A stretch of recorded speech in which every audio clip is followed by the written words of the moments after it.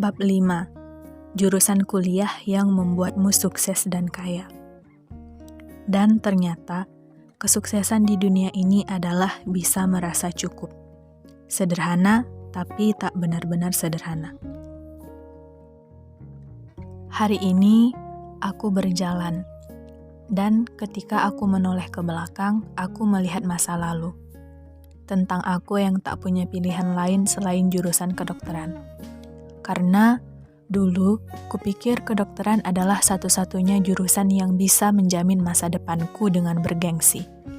Kuliah, lulus, kerja di rumah sakit, melanjutkan pendidikan kedokteran spesialis, kembali ke rumah sakit lagi, hingga buka praktik di depan rumah, selamanya terjamin.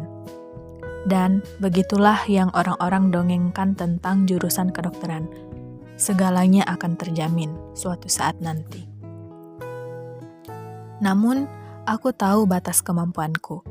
Aku bukan murid nomor 1 di kelas. Biologi bukan pelajaran favoritku. Aku bahkan tak memiliki ketertarikan mempelajarinya lebih dalam. Biayanya terlalu besar untuk finansial keluargaku. Aku akan menyiksa diriku sendiri jika memilih jurusan kedokteran. Jadi, aku mencari pilihan lain.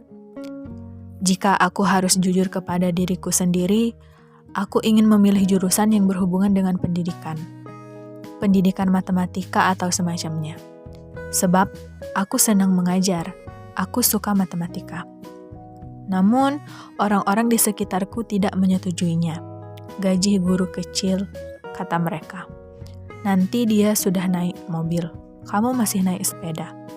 Aku yang polos dan terombang-ambing hari itu menyetujuinya.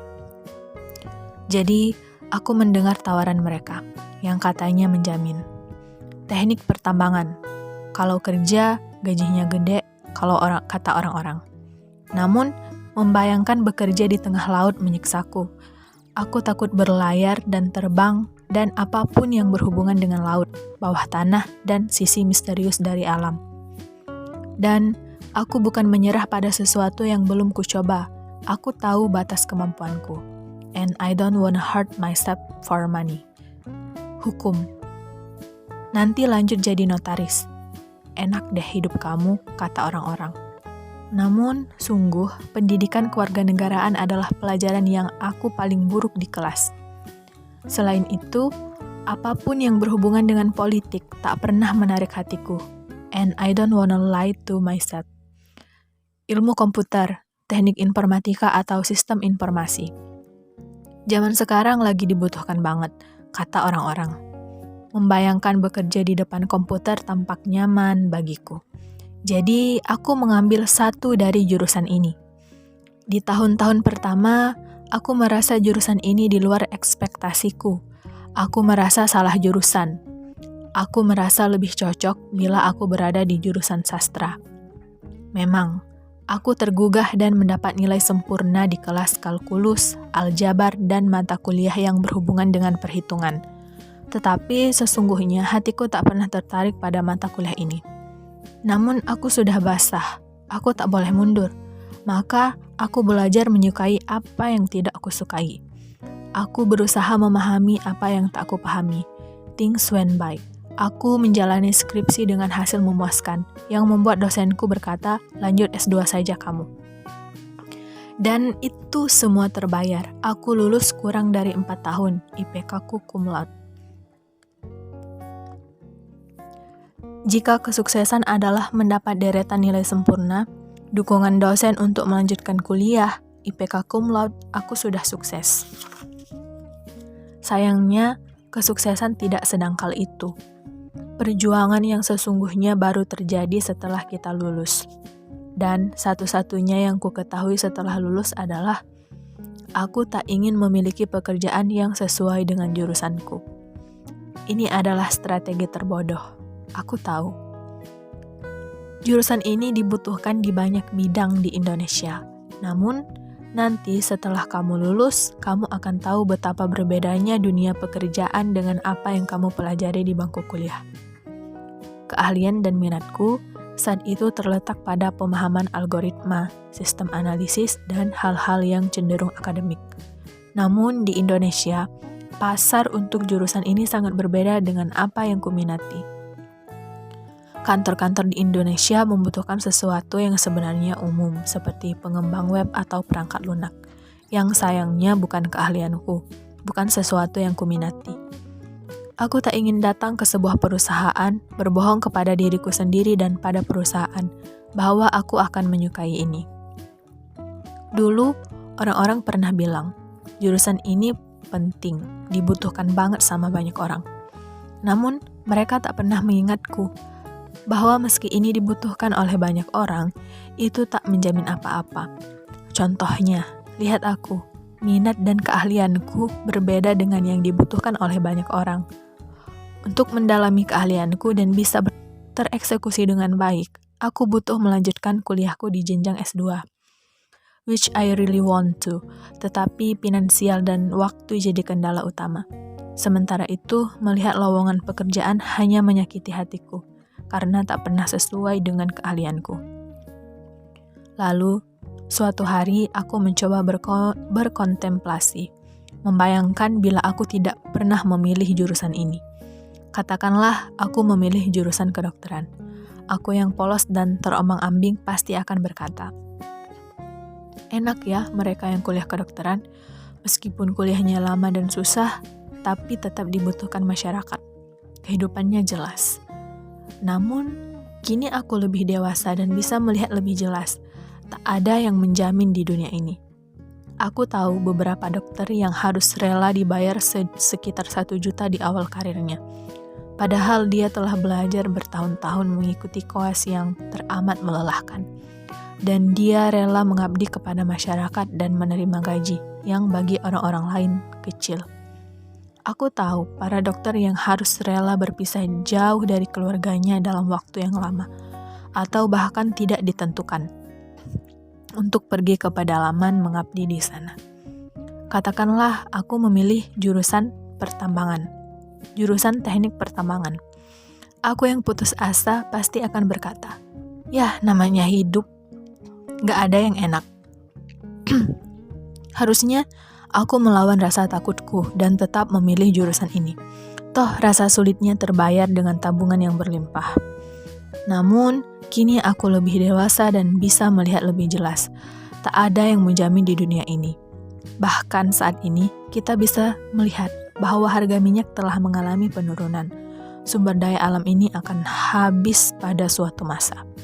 Negara Arab Saudi, sebagai salah satu negara dengan minyak yang berlimpah, telah merencanakan Saudi Vision 2030 dengan harapan menemukan sumber pemasukan utama lain selain minyak yang akan habis.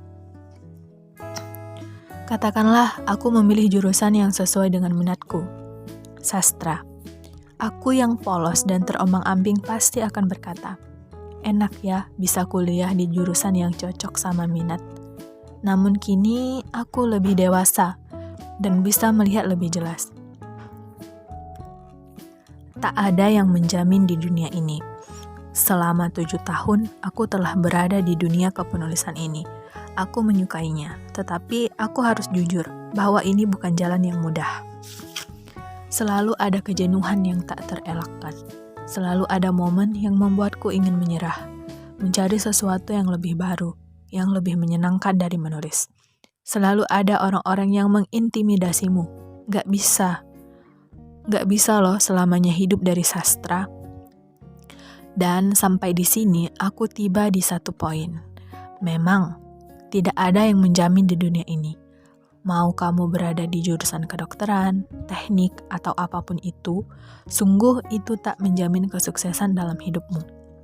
Maksudku, lihat saja suatu saat nanti, buku ini akan menjadi legenda, tersebar di toko buku, menempati posisi pertama di mana-mana, lalu menetap di rak bukumu. Suatu saat nanti, aku akan berkeliling dunia, berdiri di sebuah podium dan bercerita tentang apa yang kuceritakan kepadamu di sini. Hari ini yang membuatmu berpikir, oh iya ya. Lalu hatimu menghangat dan jarimu mengetik ucapan terima kasih dan sebuah pesan panjang yang manis. Dan lihat kesuksesanku di masa depan nanti sama sekali tak ada hubungan dengan jurusan yang kupilih. Namun, nanti akan ada orang yang sukses sesuai dengan jurusan yang dipilihnya. Semua sudah ada bagiannya, terjamin oleh Allah, Tuhan yang Maha Kuasa atas segala sesuatu. Kita saja yang belum tahu apa yang terjadi di halaman berikut dari buku kehidupan kita, tetapi Allah sudah tahu yang terbaik untuk kita, dan Dia Maha mengetahui sedangkan kita tidak. Namun, jika suatu saat nanti kamu tidak pernah melihatku berkeliling dunia dan buku ini tak pernah melegenda, berarti ini bukan jalan kesuksesanku. But there must be another way. Kalau tidak di sini, bukan di dunia ini, aku tak masalah. Kesuksesan permanen tak ada di dunia ini. Karena kalaupun aku mencapai puncak kesuksesan, aku akan mati. Turun dari puncak kesuksesan, meninggalkan semua embel-embelnya. Apakah itu yang dinamakan kesuksesan permanen? Bagiku, kesuksesan di dunia ini adalah bisa merasa cukup. Sekarang, kembali ke kamu. Jika kamu benar-benar ingin jurusan yang membuatmu sukses dan kaya, maka pilihlah satu jurusan yang paling menarik hatimu secara keilmuan. Setelah kamu menentukan pilihanmu, sungguh-sungguhlah dalam belajar. Jika kamu tak memahaminya, jangan menyerah. Jika kamu tak menyukainya, belajarlah untuk menyukainya. Karena, sungguh, meski aku menghabiskan nyaris 4 tahun belajar sesuatu yang pada akhirnya tidak kutekuni untuk saat ini, aku tak menyesal sedikit pun. Aku bisa melanjutkan S2 hingga S3 jika waktu yang tepat telah tiba. Dan, pada akhirnya, tak ada penyesalan bagi orang-orang yang belajar. Mereka belajar, so they find something. Maksudku, jika aku menjadi mahasiswa yang senantiasa mengeluh karena salah jurusan, jika aku menjadi mahasiswa yang malas belajar karena ini tak sesuai minatku, jika aku tak sungguh-sungguh belajar di masa kuliahku, aku tak akan pernah menemukan pemikiran ini. Aku tak akan bisa menuliskan ini untukmu semua. Aku tak akan menemukan kualitas ini. Maka, aku mensyukuri segala hal yang telah terjadi. Semuanya. Masya Allah, ini terjadi atas kehendak Allah semata.